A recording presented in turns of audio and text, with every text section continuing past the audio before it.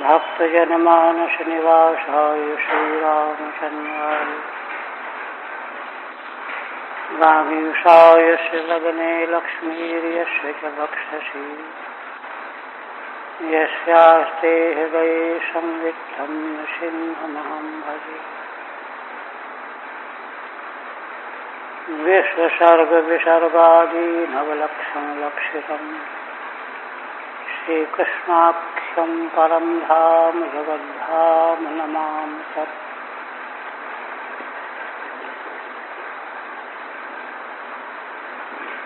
परम आदरणीय यति वृंद, भक्त वृंद एवं श्रोत वृंद, श्रीमद् भागवत के दशम स्कंध के अंतर्गत 29वें अध्याय से रास पंचाध्यायी का प्रकरण प्रारंभ है।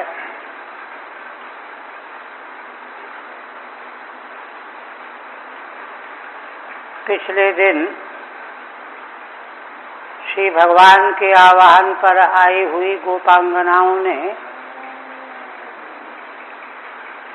श्री भगवान के चरणों में अपने प्रणय का निवेदन किया।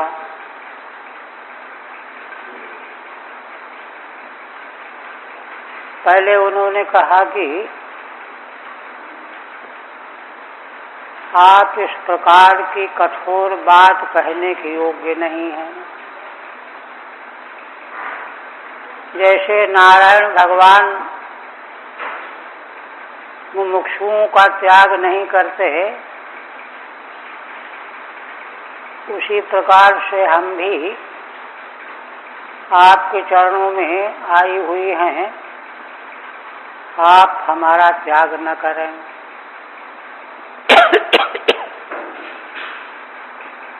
फिर दूसरे पद में गोपियों ने कहा कि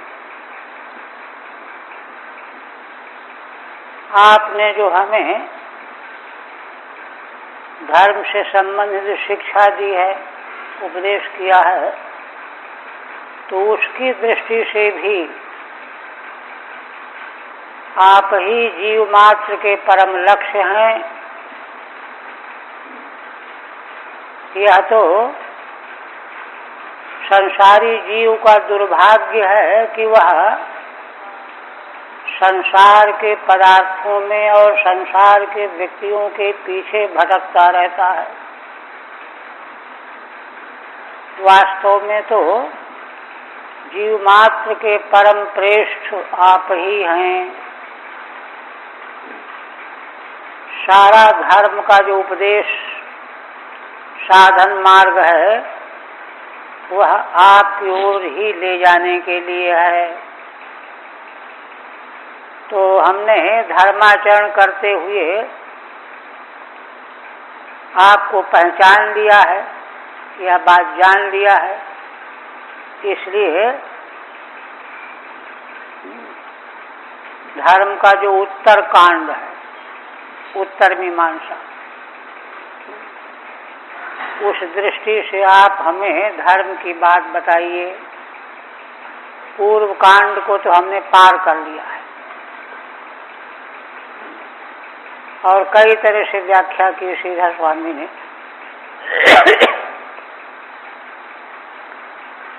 कि पति पुत्र आदि जिनकी सेवा के लिए आप आज्ञा दे रहे हैं, उनके अधिष्ठान तो आप ही, परमेश्वर भगवान परमात्मा ही अधिष्ठान है। उनसे उपलक्षित असल में वेद स्तुति में एक बात कही गई है कि श्री भगवान ने प्रलय के अनंतर संसार इसलिए बनाया कि जीव संसार रूपी साधन के द्वारा अपने परम पुरुषार्थ को प्राप्त कर लेगा। इसलिए संसार तो साधन है। शरीर, इंद्रियां, अंतःकरण आदि ये सब संसार की वस्तुएं हैं, ये भी साधन हैं। और इनका दृश्य जो प्रपंच है, यह भी साधन है। इसको भी साधन रूप में समझना चाहिए। तो इसलिए पति पुत्र आदि जो सुषुषणी आप बता रहे हैं, इनके मूल में तो सर्वाधिष्ठान आप ही हैं। इसलिए लक्ष्य तो यही है कि आपकी सेवा हो। फिर इस बात को गोपियों ने सदाचार के द्वारा प्रमाणित किया। अनादि काल से, सृष्टि के आदि काल से ही विवेकी पुरुष सारे संसार का परित्याग करके आपके चरणों की सेवा करते आए हैं। ये सदाचार है महाराज। तो इसलिए अब देखिए, तत्व का निर्णय करने के लिए, अपने लक्ष्य का निर्धारण करने के लिए ऋषियों की 4 तरह की शिक्षा है। श्रुति स्मृति सदाचार स्वस्य च प्रियमात्मनः। श्रुति माने वेद, स्मृति माने श्रुति के अर्थ को व्यक्त करने वाली ऋषियों की रचना, और तीसरा सदाचार, और चौथा जो अपनी आत्मा को संतुष्ट करने वाला। तो विविदिशा वाक्य के द्वारा वेद ने यह बताया कि सारे साधन परमात्मा को पहचानने के लिए किए जाते हैं। उन साधनों के द्वारा परमात्मा की पहचान हो गई तो उनका काम पूरा। नदी पार करते ही नौका का काम पूरा। और स्मृति भी, स्मृति से यहाँ ले लेना चाहिए, महान पुरुष वही उपदेश अपने शिष्य परंपरा को करते आ रहे हैं। मनु, याज्ञवल्क्य, पराशर, ये सब रचयिता है स्मृतियों के। वशिष्ठ, अत्रि, ये भी वेद के अर्थ का अनुसरण करने वाले हैं। स्मृतियों में भी वही बात कही गई है। तीसरा है सदाचार। सदाचार का मतलब ये है कि जो वेद ने कहा, जिसका स्मृति ने उत्पादन किया, उसी को सत्पुरुषों ने अपने आचरण में लिया। इसके बाद फिर चौथी वस्तु है स्वस्य च प्रियमात्मनः। देखिए, जब परंपरा के मार्ग से साधक चलता है तो उसको वही फिर प्रिय लगने लगता है। स्वस्य च प्रियमात्मनः, अपने आत्मा को, स्व आत्मा को जो प्रिय हो। तो इस तरह से 4 तरह से परमार्थ का निष्कर्ष लिया जाता है। तो गोपांगनाओं ने वेद, स्मृति और सदाचार तीनों के द्वारा भगवान ही प्रेम के आश्रय हैं, प्रेम करने योग्य हैं, उन्हीं से प्रेम करना चाहिए, यह 3 तरह से सिद्ध कर दिया। अब स्वस्य च प्रियमात्मनः वाली बात है, तो उसको भी प्रमाणित कर रही हैं, कह रही हैं क्या? चौथी जो वस्तु है ना, अपने को प्रिय लगना, अच्छा लगना, इसमें ऐसा नहीं है कि चुनाव करना होता है कि ये गाड़ी खरीदें, कि ये गाड़ी खरीदें, कि ये गाड़ी खरीदें, ऐसा नहीं है। 3 जब शुद्ध शुद्ध मार्ग से चलते हुए साधक जाएगा तो उसको वास्तव में जो प्रिय वस्तु है वही प्रिय लगेगी। ऐसा नहीं कई चीजों में चुनाव करके जो अपने को अच्छा लगे चुन लो, ऐसा नहीं है। प्रियता जो है जहां होनी चाहिए वहीं पहुंचेगी। इसलिए शास्त्र का सिद्धांत यही है कि संसार की कोई भी वस्तु, लोक लोकांतर का कोई भी भोग पदार्थ अंततो गत्वा दुख ही देने वाला है ना। यही तनुकर फल विषय न भाई, स्वर्ग स्वल्प अंत दुखदाई, ये वेद का कहना, शास्त्र का कहना है। इसलिए वह वस्तु जो इस तरह से है, वह सदाचार के मार्ग पर चलने वाले को प्रिय कभी लगेगी ही नहीं। उसको तो वही वस्तु प्रिय लगेगी जो वास्तव में प्रेम करने के योग्य है। और वह प्रेम करने के योग्य क्या है, उसको बहुत पुष्ट किया गया पीछे कि आप प्रेष्ठ हैं, प्रेष्ठो भवान। प्रेष्ठ माने परम प्रेमास्पद, इसलिए आप ईश्वर हैं, इसलिए आप आत्मा हैं। देखिए ये बातें जो हैं, प्रेष्ठ होना ईश होने का हेतु है। ईश्वर वह वस्तु हो ही नहीं सकती जो हमको अच्छा ही नहीं लगता, वो ईश्वर कैसे होगा। और जो आत्मा न हो, अपना स्वरूप ही न हो। अगर अपने स्वरूप से अलग कोई ईश्वर होगा तो एक तो वेदांत के शब्दों में एक तो परिच्छिन्नता का दोष आ जाएगा, दृश्य होने से, ज्ञेय होने से जड़ हो जाएगा, बड़ी मुसीबत खड़ी हो जाएगी, कोई जवाब देते नहीं बनेगा। इसलिए जो आत्म तत्व है, आत्म वस्तु, वही परम प्रेष्ठ है, परम प्रेमास्पद है, वही ईश्वर है। तो इसलिए यह बात गोपियों ने तय कर लिया है। अब होना यह चाहिए कि एक तो ये बात होती है कि हमने बुद्धि से जान लिया, लेकिन बुद्धि से जान लेना दूसरी बात है। हमारे जीवन में, हमारे रग रग में वह बात स्थापित हो जानी चाहिए, है ना। तो वही तब जाकर के वह बात कही जाएगी, स्वस्थ च प्रियमात्मनः। वही बात अब कहने जा रहे हैं। क्या भगवान ने कहा था, पहले तो कहा था कि अपने पति पुत्र आदिकों की सेवा करो, धर्म है।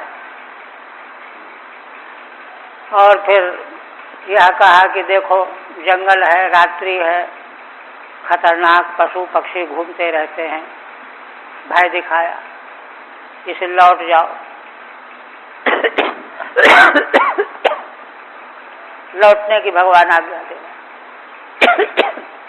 तो देखिए अब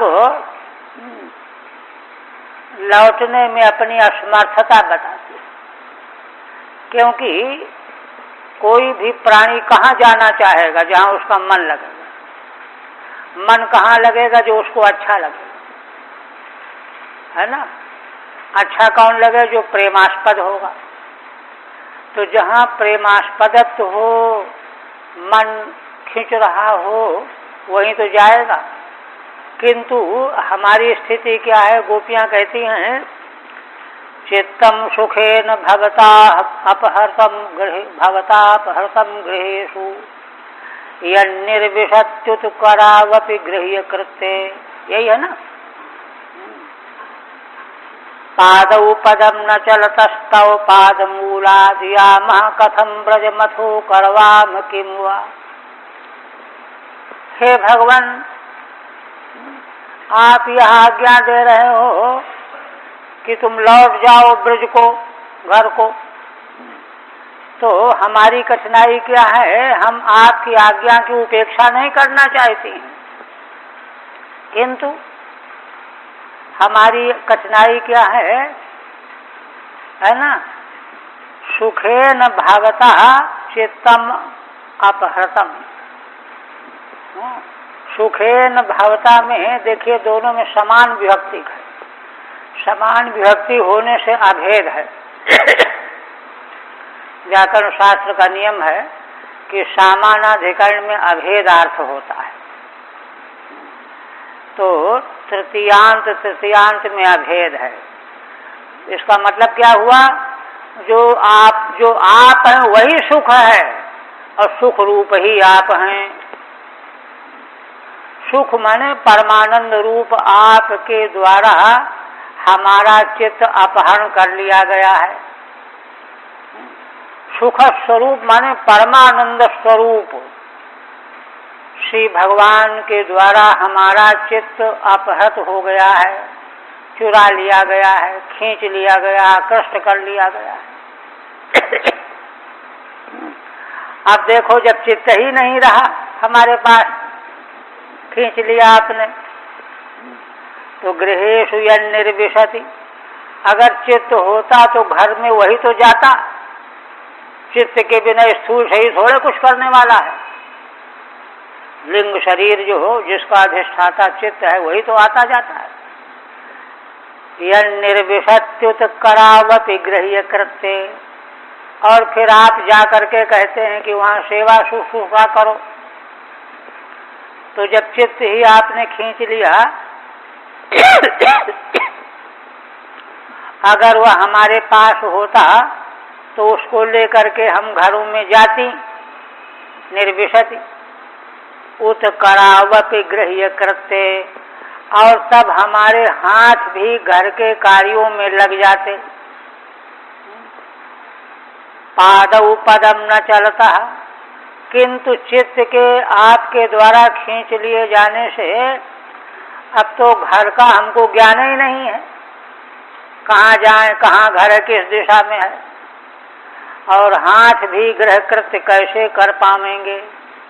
पादौ पदम न चलतस्तव पाद मूलात्, हमारे पैर जो हैं आपके चरण के मूल को छोड़ करके चल नहीं रहे हैं। यामा कथम व्रजमथो करवाम किं वा, अब आप ही बताइए कि हम लोग कैसे ब्रज को जाएं। कथम व्रजम यामः, और किं वा करवाम, कोई सवारी हो उसमें बैठ करके जाया भी जाए तो वहां करेंगे क्या, क्योंकि इंद्रियां भी निष्क्रिय हैं और चित्त भी निष्क्रिय है, तो जाना और कुछ भी क्रिया करना संभव नहीं। आप ही बताइए। देखिए, इसमें क्या बात आई कि गोपियों को परम प्रिय भगवान परम प्रियतम भगवान का अनुभव हो गया, उन्हीं के द्वारा उनका चित्त खींच गया, आकृष्ट हो गया। इसलिए अब हमें किसी प्रकार का गृह कार्य करने का कोई ज्ञान नहीं रहा। तो इस तरह से श्रुति स्मृति सदाचार और अपनी प्रियता, तो इस तरह से मूल से जो वस्तु यहाँ पहुँचती है वह विशुद्ध होती है, इसलिए उसमें कोई संशय नहीं रह जाता है। यही परम परमार्थ है, यही जीव का लक्ष्य है। ठीक है। किंच, श्रीधर स्वामी कहते हैं, किंच प्रत्यात इति यदुक्तम तद अशक्यम, आपने जो पहले भगवान ने कहा कि ब्रज को लौट जाओ, तो लौट करके ब्रज जाना ही अशक्य है, असंभव है। क्यों? त्वयैव चित्तादीनाम अपहृतत्वात्, क्योंकि चित्त और इंद्रियों का आपके द्वारा अपहरण कर लिया गया है ना। देखिए, जब तक श्रीमद् भागवत के तृतीय स्कंद में कापिलोपाख्यान में भगवान श्री कपिल देव जी ने माता देवहूति को भक्ति का स्वरूप बताया है, तो वहाँ क्या बताया है कि जैसे गंगा की जलधारा गंगोत्री से निकल करके अनवरत लगातार बिना कहीं विश्राम किए और रुके समुद्र की ओर बहती चली जा रही है। बीच में कोई अवरोध आता है तो उसको बहा ले जा रही है। घास पतवार सबको बहाए लिए चली जा रही है। उसको रुकने का नाम नहीं है, विश्राम नहीं है।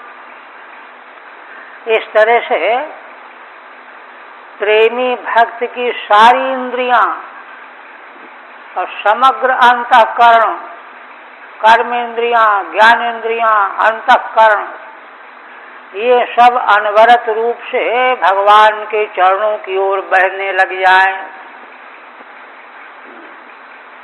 ये है भक्ति, भगवत प्रीति।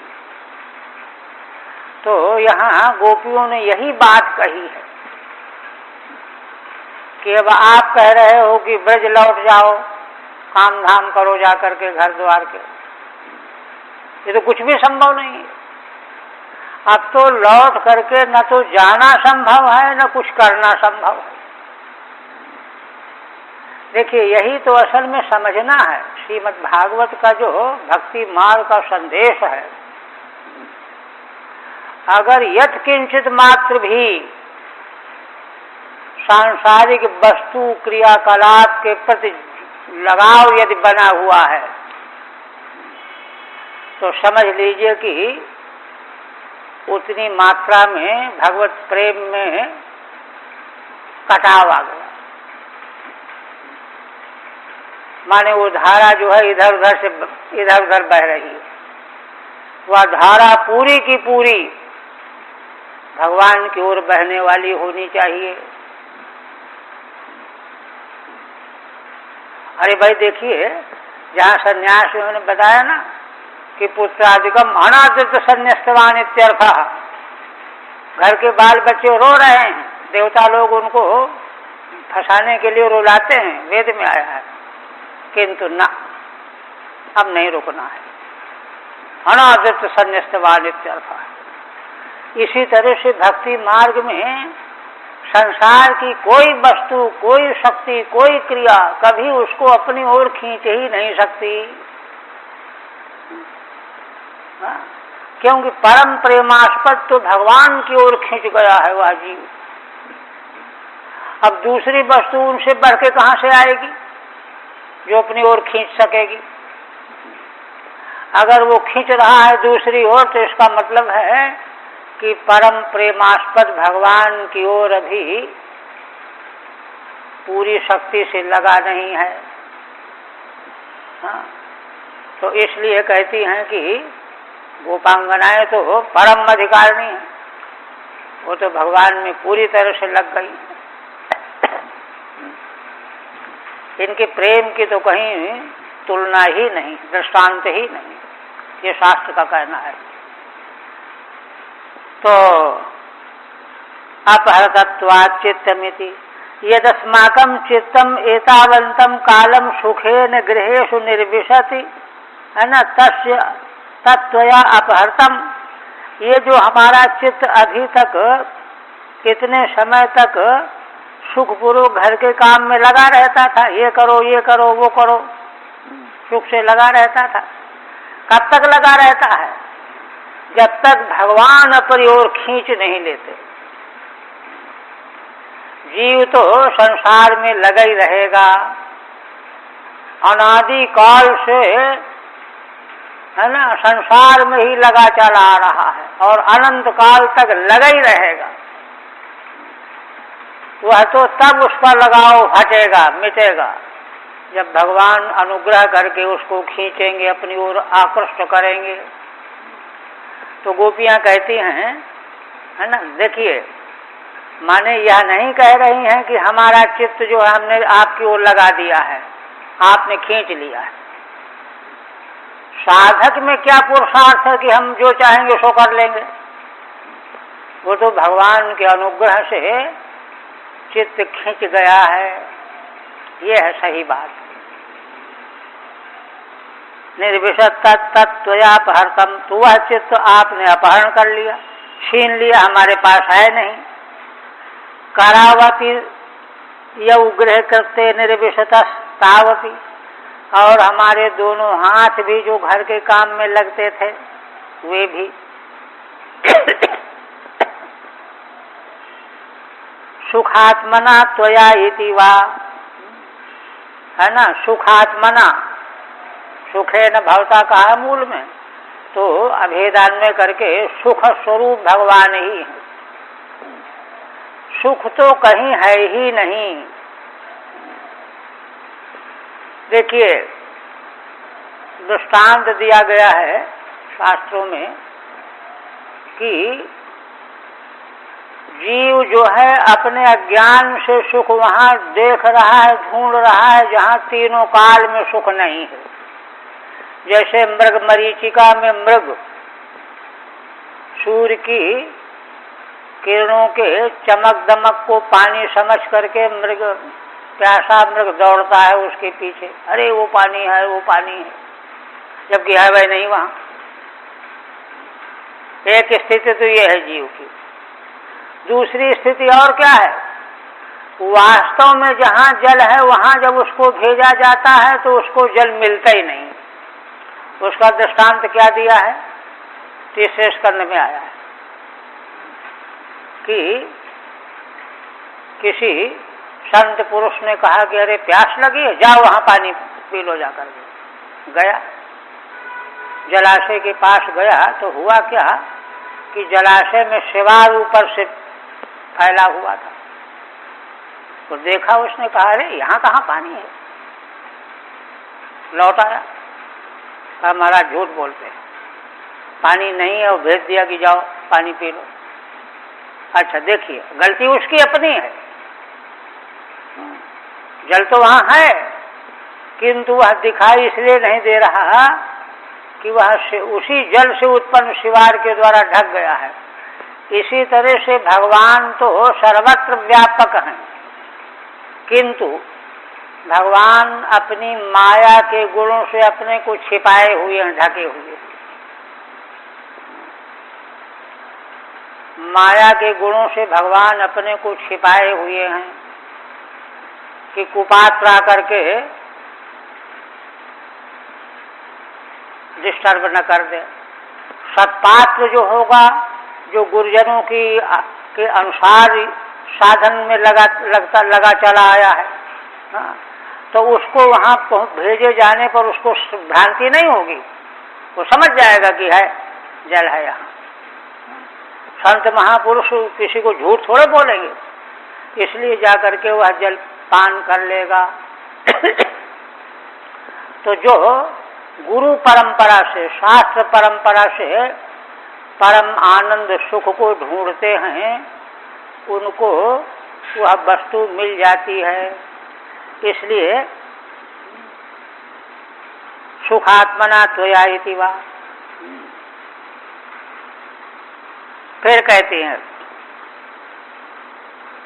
सिंचांगनस्त्वदधरामृतपूरकेण हासावलोक कलगीतज हृच्छयाग्निम नोचेत वयम विरहजान्युपयुक्त देहा ध्यानेन याम पदयो पदवीं सखेते।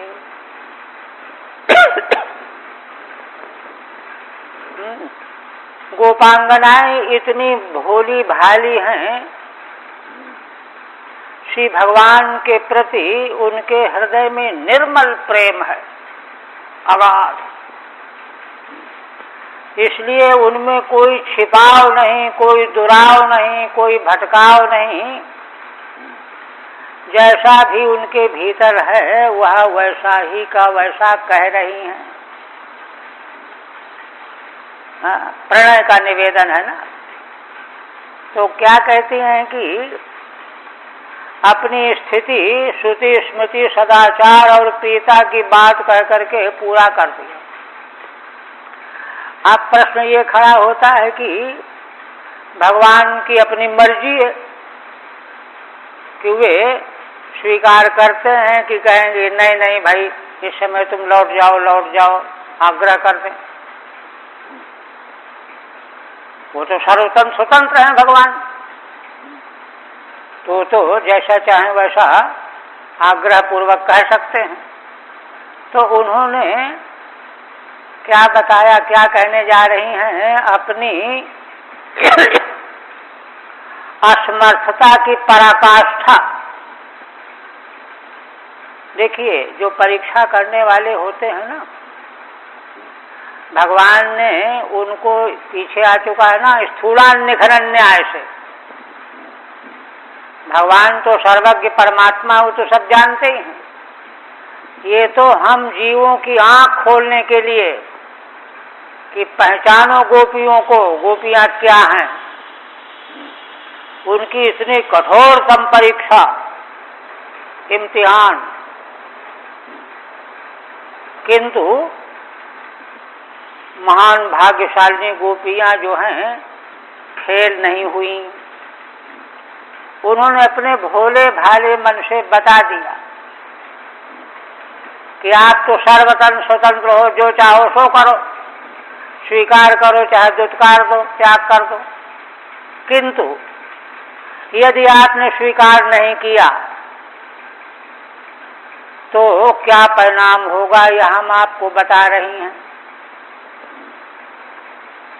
परिणाम क्या होगा, तो क्या कह रही हैं, सिंचांग नस्त्वधरामृत पूरकेण। दो चीजें यहाँ हैं। गोपियां कहती हैं कि हे भगवान, हमारे हृदय में आपके मिलने की परम उत्कट अभिलाषा जग गई है। हृच्छयाग्नि कह रही हैं। हृच्छय माने हृदय में व्याप्त इच्छा, कामना, वही है अग्नि, अंतराग्नि। वह क्या है, वह जागृत हो गई है। कैसे हो गई है, हासावलोक कल गीतज हृच्छयाग्निम। आपका मधुर हास, हासपूर्ण अवलोकन और वेणु कल गीत, वेणु कल गीत का श्रवण, हासपूर्ण अवलोकन का दर्शन, श्रवण और दर्शन, इन्हीं के द्वारा हमारे हृदय में अतिशय मिलन की आकांक्षा पैदा हो गई है। वो अग्नि की तरह से है, हृच्छयाग्नि है। यह आपके द्वारा यह अग्नि प्रकट की गई है, हासावलोक के द्वारा और कलगीत के द्वारा। आपने ही इसको प्रकट कर दिया है, उत्पन्न कर दिया है। अब इसको आप ही शांत करेंगे। शांत करने का उपाय क्या है, सिंचांग नस्त्वधरामृत पूरकेण। आपका जो अधरामृत है, अधरामृत की धारा आप बहा दीजिए, है ना। अधरामृत पूरकेण सिंच, इस अग्नि को आप अधरामृत की धारा के द्वारा तर कर दो, तृप्त कर दो, शांत कर दो, यह कर दो। और जाने की बात न कहो। और यदि कदाचित नोचेत, अगर आपने ऐसा न किया, भोले भाले मन से अपनी स्थिति पूरी बता रही हैं।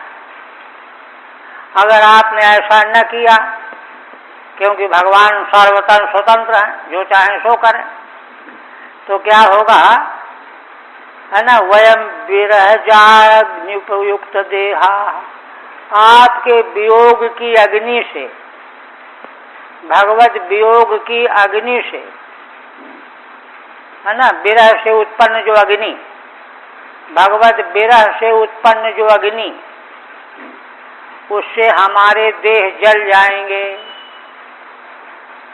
स्थूल देह जल जाएंगे। उपयुक्त देहा ध्यानेन याम पदयो पदवीम सखेते। हम ध्यान करते करते आपके ध्यान में डूब जाएंगी और आपके विरह से इतनी ज्यादा ताप हमारे भीतर पैदा हो जाएगा कि उस ताप को देह सह नहीं पावेगा, देह जल जाएगा, देह ही जल जाएगा। और तब आतिवाहिक देह के द्वारा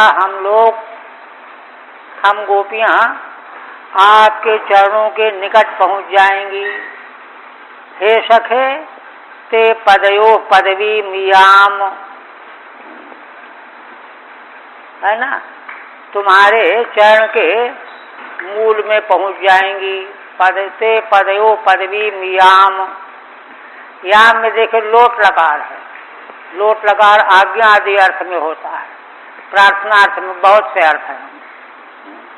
तो वहाँ हम लोग पहुंच जाएंगी। इस तरह से मतलब यह है कि स्थूल देह भले हम आपको प्राप्त न कर सके, किंतु सूक्ष्म आतिवाहिक देह आपके विरह की अग्नि से जलने के बाद हम आपके चरणों के मूल में पहुंच जाएंगी। इसके अलावा कोई दूसरा रास्ता नहीं है, कोई उपाय नहीं है। अब हम लौट करके जाने वाली नहीं है, हमसे कुछ भी और होने वाला नहीं है। ये है वैराग्य।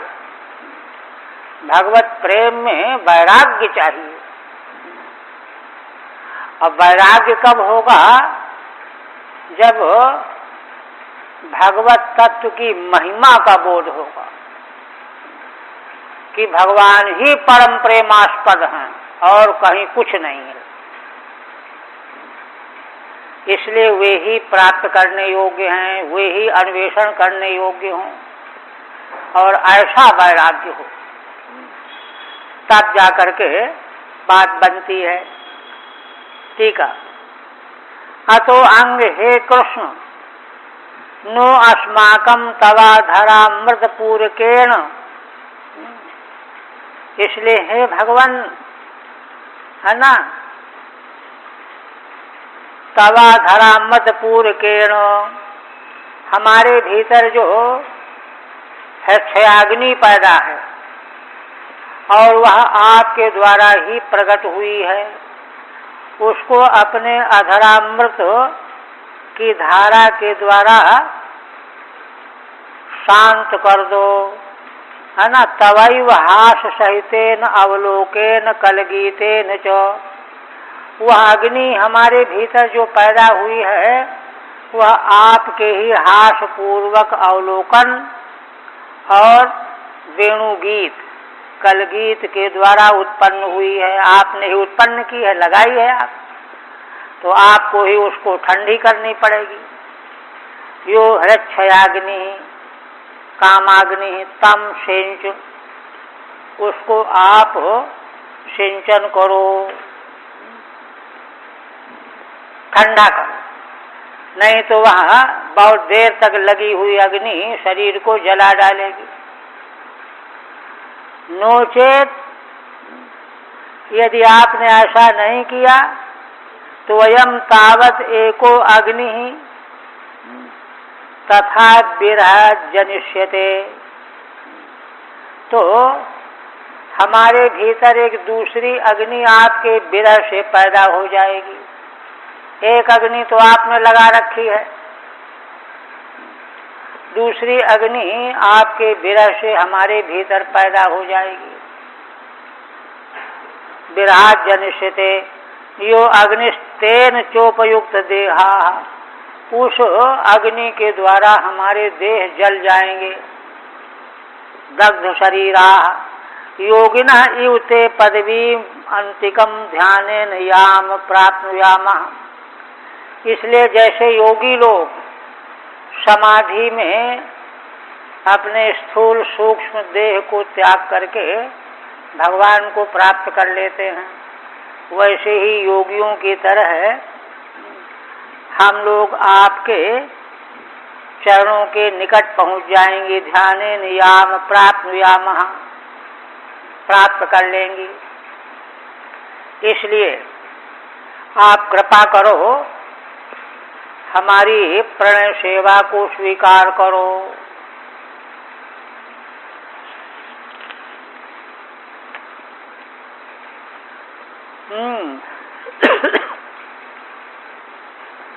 अब आगे माने 4 प्रमाणों से स्वस्य च प्रियमात्मन वाली बात गोपांगनाओं ने स्पष्ट कर दी। अब यहाँ प्रश्न एक खड़ा होता है कि भाई परम प्रेमास्पद जो है, जिसको चाहो उसको मान लो, बना लो, ये नहीं, इसका उत्तर दियो। चुनाव से कि बहुत सी दुकान में सामग्री रखी हुई, जिसमें जो पसंद आवे सो खरीद लो, ऐसा नहीं है। भगवान ही वर्ण करने योग्य हैं, भगवान ही श्रेष्ठ हैं, वे ही आत्मा हैं। यह बात जब तक समझ में नहीं आएगी तब तक तो गड़बड़ है मामला। तो उस पर जो है कहती हैं, यरिहम्बुजाक्षतोपादतलं रमाया दत्तक्षणं क्वचिदरण्य जनप्रियस्य अस्प्राक्ष्म तत्प्रभृति नान्य समक्षमंगो स्थातुं त्वयाभिरमिता बत पारयामः। माने अपनी अग्नि की शांति के लिए गोपांगनाएं जो भगवान के समक्ष निवेदन कर रही हैं, कोई कहे कि अरे भाई जाओ घर, अपने पतियों के संपर्क से जो है शांत कर लो इच्छा कामना, उसका उत्तर देने जा रही हैं। नहीं, क्यों? यदि अम्बुजाक्षतोपादतलं रमाया दत्तक्षणं क्वचिदरण्य जनप्रियस्य। हे कमल नेत्र भगवान, आपके चरण के तलुए श्री लक्ष्मी जी, रमा लक्ष्मी का ध्यान भगवान के चरण के तलुओं में लगा रहता है। बल्कि उन्होंने बड़ी प्रार्थना करके भगवान से याचना करके चाहा है। भगवान ने कहा कि अरे नहीं, तुम सर्वश्रेष्ठ हो तो हमारे वक्षस्थल में निवास करो, ऊंचे पद पर। चरण तल में तो छोटे साधारण लोग, भक्त लोग लगे रहते हैं। ऐसे बहुत बहकाया भगवान ने,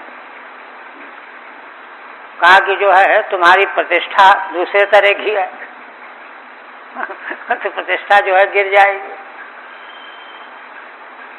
तो लक्ष्मी जी ने कहा कि भगवान आप चाहे कुछ भी समझाओ, मुझे तो आपके चरण के तलुए चाहिए। तो वही कह रही हैं, रमाया दत्तक्षणं तव पादतलम। श्री लक्ष्मी जी अपना ध्यान दत्तचित्त होकर के जिन चरण तलुओं में लगाए रखती हैं, और दत्तक्षणम की बल्कि तात्पर्य यहाँ ये है कि वह भी एक क्षण के लिए भगवान के तलुए मिल जाते हैं। चलो एक ही क्षण के लिए सही, चाहती तो तू निरंतर हमको मिलते रहें, लेकिन एक क्षण के लिए मिल जाए, क्योंकि वहाँ भक्तों का तो सैलाब लगा रहता है। भाई एक पूजा कर ले तो दूसरा जाए, वो पूजा करे तीसरा जाए, तो थोड़ा बहुत समय मिल पाता है। किंतु सारे दिन लगे लगे जो एक क्षण का भी समय मिल जाता है, उसी में अपना सौभाग्य समझती हैं। ये देखिए भगवान परम प्रेमास्पद कैसे हैं, क्यों हैं, यह बात कह रही हैं।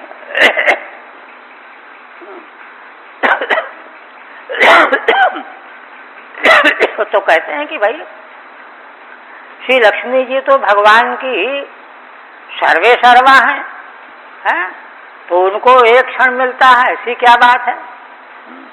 तो उसकर कहते हैं क्वचिदरण्य जन प्रियस्य। असल में भगवान जो हैं अरण्य जन माने जंगल में रहने वाले यति सन्यासी वानप्रस्थी, वे भगवान को ज्यादा प्रिय हैं। अरण्य में निवास करने वाले वानप्रस्थी सन्यासी, सन्यासियों को भगवान ज्यादा प्रेम करते हैं। तो अरण्य जनप्रिय सेताओं का विशेषण है। आप कैसे हो? जंगल में रहने वाले। अच्छा, जंगल में रहने वाले प्रिय क्यों हैं?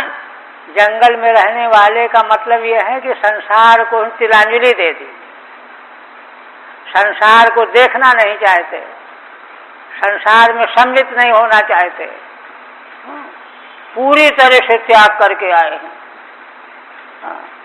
इसलिए भगवान को परम प्रिय हैं, बड़े प्रिय हैं। इसलिए आपका ध्यान तो ज्यादा करके अपने प्रेमी भक्तों में लगा रहता है। किंतु ऐसी व्यस्तता में भी श्री लक्ष्मी जी को एक क्षण ही भगवान के चरण तालु मिल जाएं तो इसी में अपना अहोभाग्य समझती हैं। हाँ, तो गोपांगनाएं कहती हैं कि जिन लक्ष्मी से बढ़ के ब्रह्मांड में कोई नहीं है, वे आपके चरण के तलुओं का एक क्षण प्राप्त करके अपने को सौभाग्यवती मानती हैं, अहोभाग्यशालिनी मानती हैं। उन्हीं चरण तलुओं को अस्प्राक्ष्म तत्प्रभृति नान्य समक्ष मंगो, हमने कभी किसी समय स्पर्श पा लिया है। अस्प्राक्ष माने छू लिया है, और जिस दिन से छू लिया है तो छूते ही जो है अमृत का असर हो गया हम लोगों के शरीर में। तत्प्रभृत नान्य समक्ष मंगो,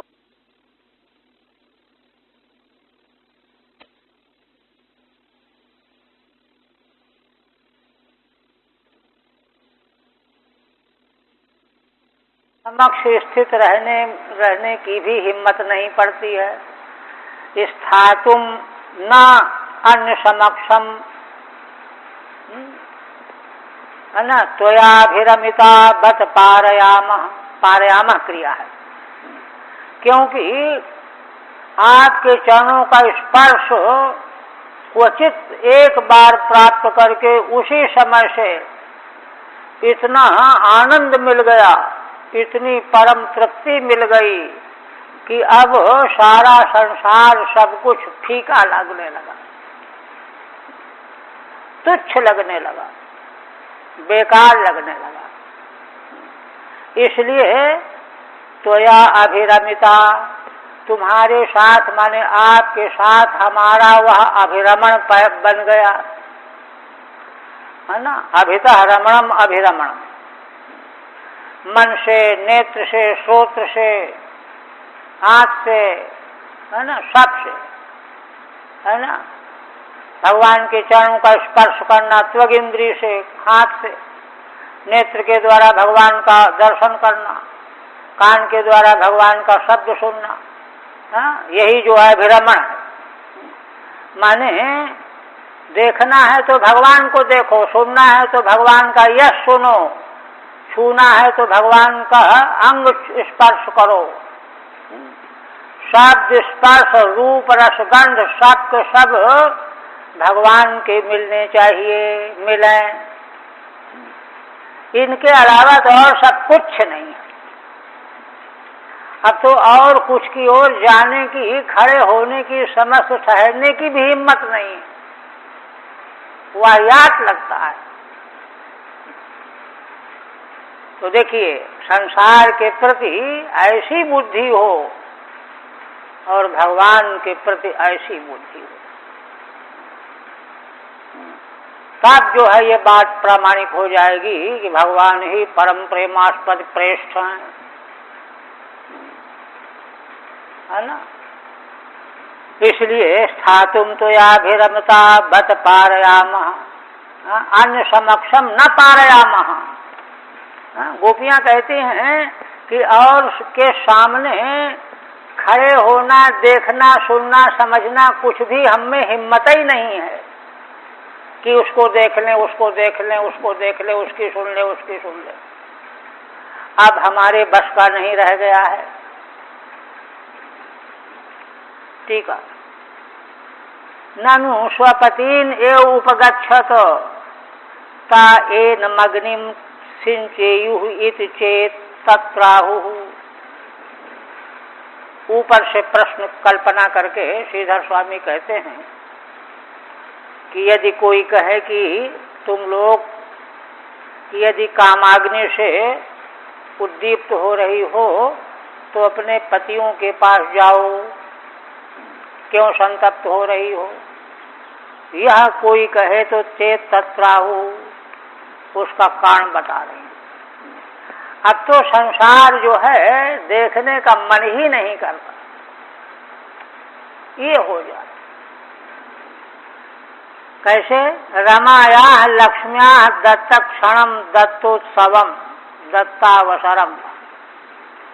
आपके जो चरण कमल के तलुए है ना, पाद तल, जिनमें श्री लक्ष्मी जी एक क्षण के लिए जिनका स्पर्श पा जाती हैं तो उनको इतना आनंद आ जाता है।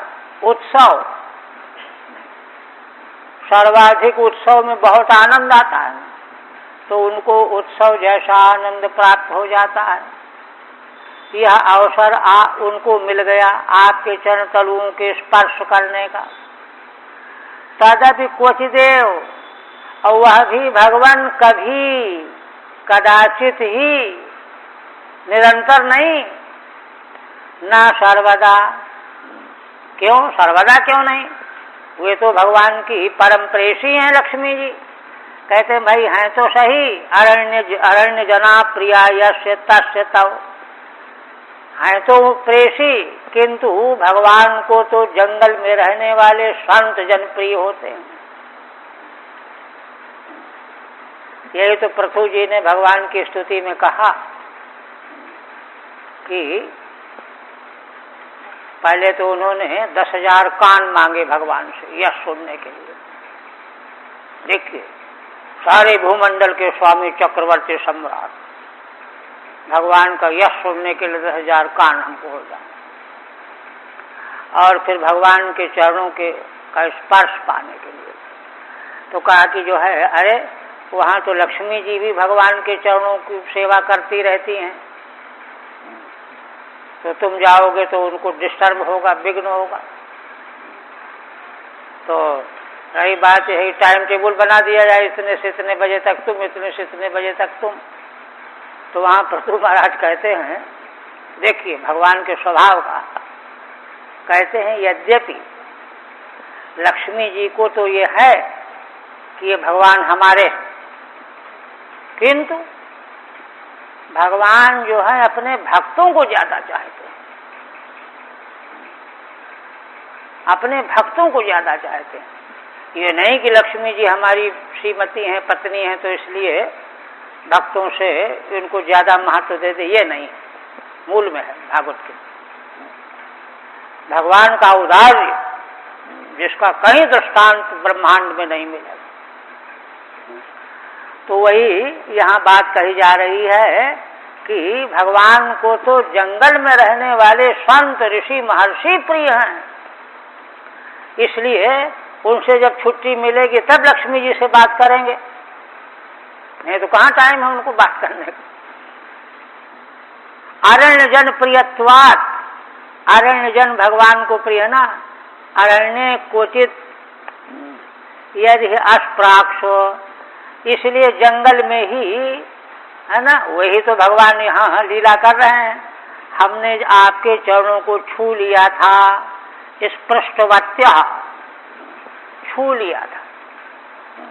भोले भाले मन से गोपियां सारी बात बता रही हैं, छू लिया था। तत्र च त्वया अभिरमिता आनंदिता, तो आपके चरण तलुओं को छूने से हमको बड़ा सुख मिला, बड़ा रमण मिला। अभिरमिता माने रमण मिला, आनंदिता है ना। सत्य तदारभ्यान्य समक्षम स्थातुमपि न पारयामः, उसी समय से वही जादू हो गया। उसके बाद अन्य के समक्ष अब हमको खड़ा होना भी भारी लगता है। न पारयामः, तुच्छास्ते न रोचन्ते इत्यर्थः। क्योंकि परमात्मा से भिन्न सारा जगत तुच्छ है, वेद में है ना। यन्मर्त्यम तत्तुच्छम अतो अन्यदार्थम, श्रुति है। इससे भिन्न सब आर्त है, तुच्छ है, मर्त्य है। इसलिए यह अंतिम चीज है। भगवान के अलावा सब तुच्छ हो जाए, मर्त्य हो जाए, ऐसा होना श्रुतिगत अर्थ है। न रोचन्ते इति भावः। अच्छा, एक और कर देते हैं, है ना। ईश्यत पदाम्बुजरजश्चकमे तुलस्या लब्ध्वापि बक्षसि पदम किल भृत्यजुष्टम यस्या स्ववीक्षण कृते, है ना, अन्य सुर प्रयास तद्वद वयम च तव पाद रज प्रपन्ना। गोपांगनाएं फिर कहती हैं कि श्री भगवान के चरणों के स्पर्श का सौभाग्य है कि अब कुछ अच्छा ही नहीं लगता। इसी बात को पुष्ट करने के लिए, है ना, श्री लक्ष्मी जी जिनके चरण कमल की धूलि को चाहा करती हैं, भगवान के चरण कमल की धूलि को लक्ष्मी जी चाहती हैं। तुलस्या लब्ध्वापि वक्षसि पदम, यद्यपि भगवान का वक्षस्थल में उनको स्थान मिला हुआ है, भगवान ने सर्वोच्च स्थान दिया, आदर किया लक्ष्मी जी का। तुलसी जी तो भगवान के चरणों में रहती हैं, किंतु भगवान ने यही तो समझाया कि तुम्हारा महत्व कुछ कम हो जाएगा, तुम नीचे उतर जाओगी। तो उन्होंने कहा कि नहीं, महत्व कम हो जाएगा, इसलिए हम आपके चरणों को छोड़ नहीं सकते। तुलसी जो जिनसे सापत्न्य भाव रखती हैं, उनके साथ जो है उन्होंने भगवान के चरणों की धूलि की सेवा की। लब्ध्वापि बक्षसि पदम किल भृत्य जुष्टम, भगवान के चरणों में भृत्य लगे रहते हैं, सेवा करते रहते हैं। उन्हीं चरणों में जो है लक्ष्मी जी ने तुलसी जी के साथ में भगवान के चरणों की सेवा स्वीकार कर ली। और ये लक्ष्मी जी कौन हैं? यस्या स्ववीक्षण कृते सुर प्रयास, दूसरे देवता इंद्र ब्रह्मा आदि चाहा करते हैं तपस्या करके कि लक्ष्मी जी हमारी ओर देख लें। उन लक्ष्मी जी ने और किसी की ओर न देख करके भगवान के चरणों की धूलि को चाहा, ये महिमा है। तद्वद वयम च तव पाद रज प्रपन्ना, तो जैसे श्री लक्ष्मी जी सारे महत्व को अलग करके अपने आराधकों की उपेक्षा करके आपके चरण की धूलि की अपेक्षा करती हैं, इसी प्रकार से हम भी आपके चरण की धूलि की शरण में आई हुई हैं। तव पाद रज प्रपन्ना, ठीक है। त्वत्पाद सौभाग्यम त्वच्चित्रम इत्याहु, आपके चरणों का सौभाग्य तो अत्यंत आश्चर्यजनक है। कैसे? श्रीरीति बक्षसि असापत्न्यम स्थानम लब्ध्वापि, लक्ष्मी जी ने भगवान के बक्षस्थल में स्वतंत्र स्थान प्राप्त किया, जहाँ कोई सपत्नी नहीं रहती, है ना। तुलस्या सपत्न्या सह तव पादाम्बुज रजः कामयते स्म, किंतु सपत्नी तुलसी जी के साथ आपके चरण कमल की धूलि की कामना की थी। ये नहीं सोचा कि हमारा महत्व कम पड़ जाएगा। भृत्यई सर्वै जुष्टमिद सौभाग्यातिरेकोक्ति, भगवान के चरण कमल सभी भृत्यों से युक्त रहते हैं, सब सेवन करते रहते हैं, किंतु भीड़ भाड़ होने पर भी वहाँ लक्ष्मी जी ने उन्हीं को चाहा।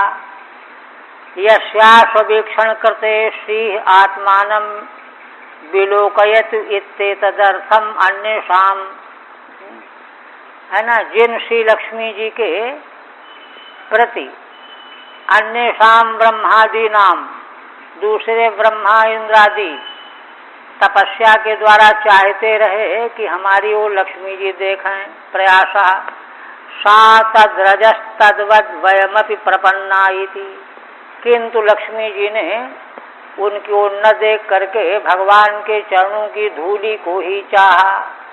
इसी प्रकार से हे भगवान, हम भी आपके चरणों की धूली की शरण में हैं, वह धूली हमको मिलनी चाहिए, ये प्रणय याचना है। बस।